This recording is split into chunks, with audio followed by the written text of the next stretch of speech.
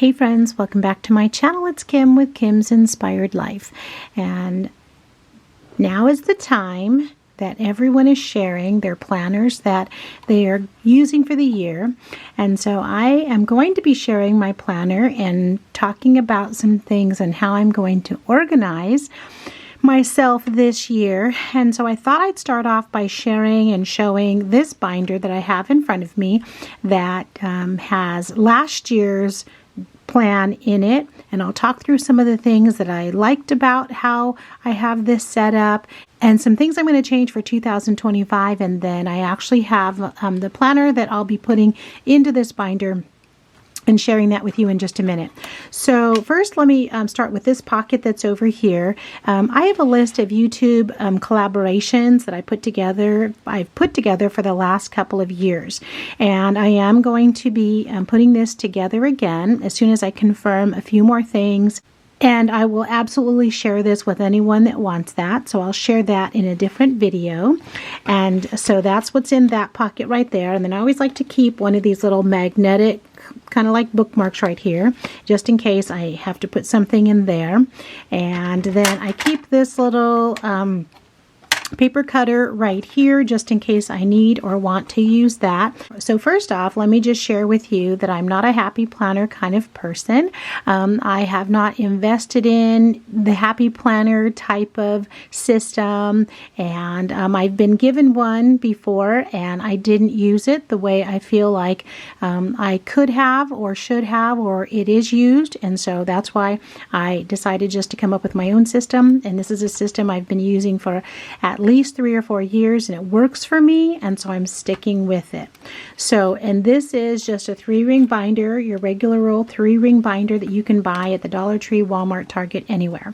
This first page just has my channel name on it, Kim's Inspired Life, and then just some pieces of ephemera that I like, and then I've just laminated this. The inside of that sheet, I just have a pocket. I have some little stickers here, and then I just have something I've colored back here and a paper clip. Let me take those out and share with you these 2 things that are up here. This first one, things to do monthly, and I've listed out 9 things that I want to remind myself to do monthly. Have a lunch date with a friend, 24 hours no social media, 1 day outdoors, 1 night out with friends, a date night, even if it's with myself, a breakfast meetup, a movie night, 1 day serving others, and 1 day entirely to myself. So I did a pretty good job of that early in 2024, and as it got later on in the year, things got busy and I didn't stick directly to that. Here are my goals that I have. How many do I have? 10 of them. So my goals from last year, I didn't date it 2024, but these were from last year. Write in a personal journal, add photos and documents. You know what? I'm going to check these off. I may continue to have these as my goal for this year, but I did do that. Record incoming and outgoing mail. I did that. And that's just for my YouTube channel. I did a pretty good job of that. I may have missed a few here and there. Maintain a monthly planner, crafting and personal creativity, which pretty much this is about, I don't know, maybe 60% crafty and 40% personal. So I actually did that. Use my Cricut and paper crafting in new use. I definitely used my Cricut more in 2024 than I have the last couple of years that I've had it. Number 5, incorporate sewing into paper crafting journals. Begin sewing projects. That's one thing I have not done yet. I definitely want to do that for 2025. Participate in open collabs and swaps. YouTube challenges as time permits. I definitely have done that. Add to my 12 by 12 scrapbook. Document my life with my grandkids and family and friends. And I'm going to say a no to that. I think I only created 4 or 5 12 by 12 scrapbook pages this year. So that's definitely going to be a goal for me for this year. Use beads, make dangles, tassels, and other projects. I'm going to give that a no, even though I have done that, but not as much as I had wanted to or that I want to. So I want to put that on my make sure I do more of list.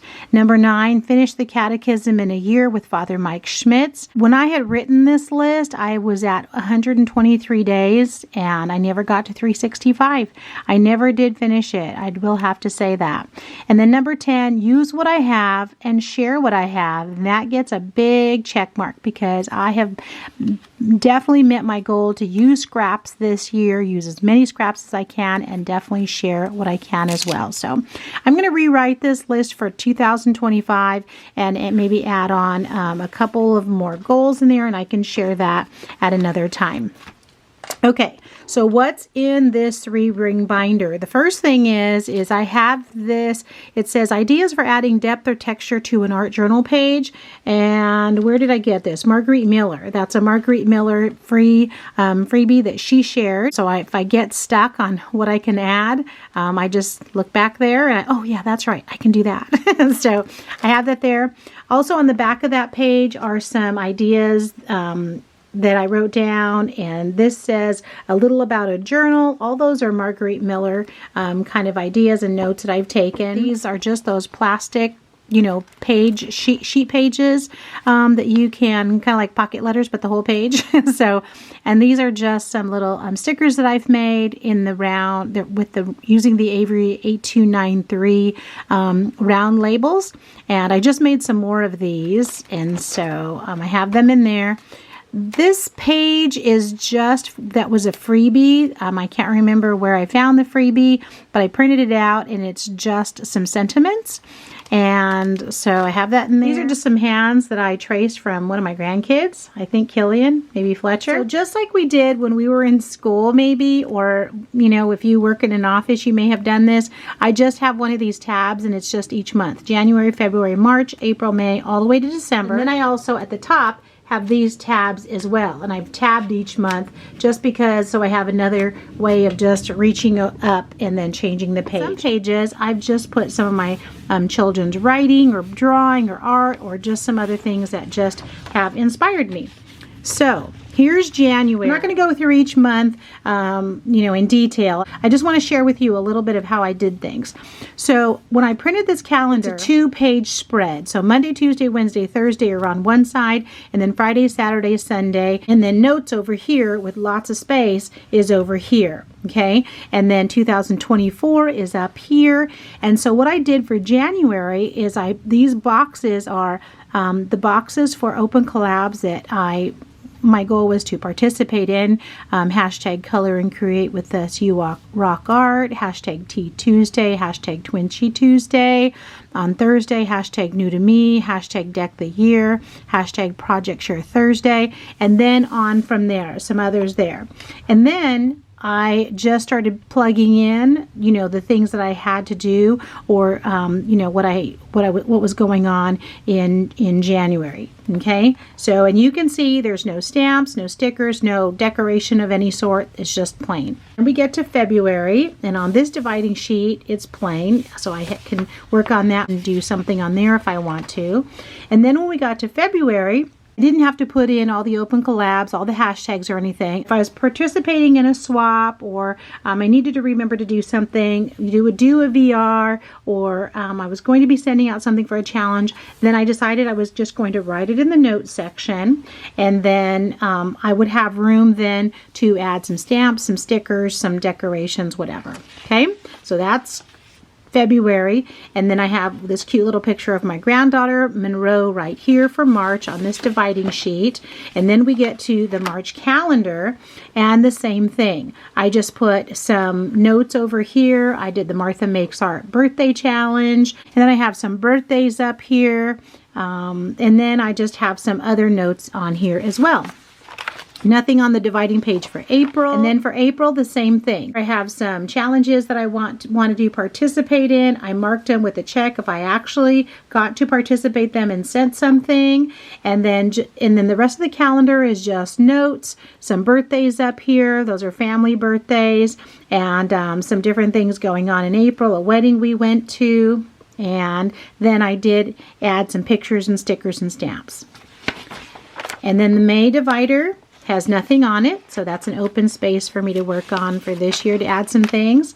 And then here's May. May, same thing. If I participated in a swap, I wrote it. These are some vacations we took that I wanted to highlight. So for the June divider page, I just put that cute sticker that somebody had given me of Mickey Mouse. And then the June calendar. June is busy, starts off summer, right? So busy. Again, in the notes section, I put the challenges I was going to participate in. I went out to lunch with a friend. I see that there. So some vacations we went on, classes, did add stickers, stamps, decorated that page. Here is the July divider page. I have another Mickey and I have some art from my grandchildren. And then we get to July. I love cutting out these pictures of my grandkids like that. Again, I have some challenges that I have here, over here as well. And I added some stickers and stamps for July to decorate that. And then in the dividing page for August, I do have a couple more pictures and some drawings from my grandchildren. And then we get to August. Same thing, challenges over here, challenges. Pretty much when it's highlighted, that's something that I want to stand out, and I want to make sure that I remember that. And then I've added on some trips right here that we took, some reminders, dinners I made. I tried to add on photos, some stamps, stickers, decorated that. Okay, going on to the divider page for September, a picture here of me and my grandson and some writing that my granddaughter did for that page. And then we get to September, birthday challenge over here, and just a few things that went on. Picture here of we met up with my family. September looked kind of busy. So on the other side of the divider page for October, I have my granddaughters right there. And then we get to October. And then the same thing, highlighted. I've written down some challenges I want to participate in, added some hashtags for some open collabs that I wanted to make sure I participated in. And so as I had time, I would just go through and I would add stickers and stamps and I have some appointments that I've added in. And then for November, the divider page is blank. So that means I can have room this year to do some things. For the November page, it looks like this. The November calendar, sometimes I have to add an index card. I love writing on index cards and giving myself notes. And so I did the same thing. Added information, dinners that we went to, birthdays, appointments that I may have, and places we've gone, challenges I'm going to enter or entered. And then we get to December, and I have a photo of me and some friends here. And then get to the December calendar, and it looks like this. Same thing, I've just added some stamps and stickers and some reminders and some dinner ideas, places we've gone, things that we've done. And this cute little picture of my granddaughter right here. Okay, so there is the year, and that's what I did. This is the last page. I just kind of did laminated another piece of paper there. This next part in this binder are all, what do we call these? Sketches for card sketches from different places. Jess Crafts is one of them. Where is this from? Call Me Crafty Al. So just some other sketches that either people have shared with me, or I've been on Pinterest or other places and seen, or on their YouTube channels or whatever, and printed out. So these are just card sketches and ideas for me. And then I was watching a channel one time, and she used these large letters to trace over or paint or something. And so honestly, after I printed them, I never actually ever used them, but I'm keeping them because I feel like I may want to at some point. And then again, just using these dividers, just like office dividers. Here I have a whole bunch of those. This was the YouTube collaboration list from 2023. So I have that in there as a reference. And then I have this card for my husband. Oh, it's so sweet. Okay, so this is what I'm doing for this year. I have this printed already, and you can see that it is a January calendar, January 2025, and it is just one page. It's not the 2-page spread anymore. And so here's the reason why I'm just doing a 1-page spread. One, because I like starting my week with Sunday and ending on Saturday. 2, I can see the month right here, large and clear. I've already made holes at the top, and so I'm going to be putting it in like this and opening it up obviously that way. I feel like I'm able to, whatever I can write in these boxes, I can certainly fit in here because I can write small, and I actually do write very small. And then I have places down here for notes and priorities and a to-do list. And if I need more room than that, there's a blank back, and so I can either write on there, I can write on a post-it note, I can stick it on there if I want to. Page divider is going to be on there as well, so I can always put it on there as well. And also I like that this particular place where I printed this, and I just Googled it and found it, you know, just randomly, does have the holidays on here that are listed already, which is nice as well. So, okay, so that's what I'm going to be doing for this year. I'm going to start off with this planner. This works for me. The downside for this is there's not going to be a lot of room for me to add photos or to add, you know, stamps or stickers or whatever, but I think there's going to be some room. I can still do that, and I think it'll be okay. So this is what I'm using for this year, for January 2025, that I'm going to be doing my planning with. Listening to Daphne at my mountain home, she was sharing that she also on her phone, she uses the notes and she uses the calendar. So I do that as well. So I use the Google Calendar on my phone and on my computer, and so I keep a lot of my main activities that I need to do day to day in there as well, and also long term. I also use the Notes app on my phone. I have an iPhone, and so I do take a lot of notes, and I write notes on there as well because they're easy to print out right from there. Just like Daphne. Daphne, this was so funny when you said this.